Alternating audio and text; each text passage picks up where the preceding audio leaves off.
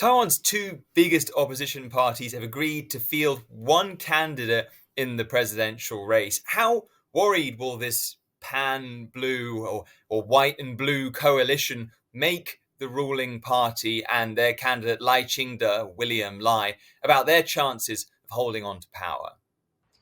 This certainly is going to be a big shock to the DPP's presidential election team. The strategy the DPP has taken for the last few months has been one of relatively pragmatic calm. According to the polls, William Lai was going to win any four-way race. So from William Lai's perspective, it was kind of in his interest to sort of take a step back and just sort of coast to victory. Now William Lai needs to get much more aggressive in his campaigning.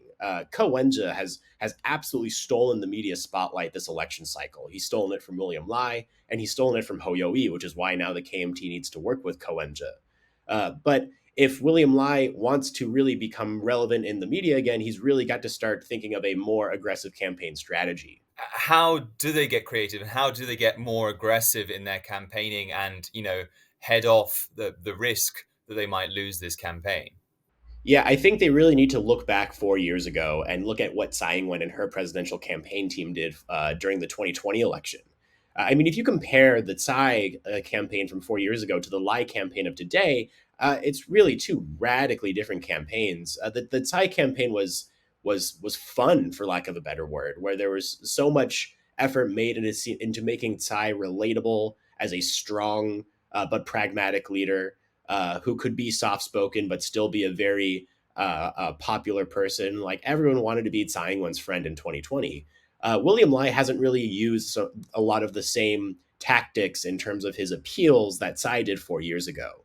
And I think it's something that the DPP should really look back on and say, what worked 4 years ago and how can we use that today? You're a political scientist. What are you going to be looking out for between now and election day that's going to have, the biggest impact on the outcome of this race?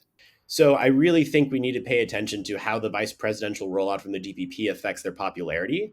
And we need to see how the eventual announcements of the district candidates are going to play a big role as well. Because now that we know that the KMT and the TPP are working together, that means that the odds of the DPP's ability to hold on to the legislative UN have drastically diminished. And this is going to play a role into the presidential campaigning as well.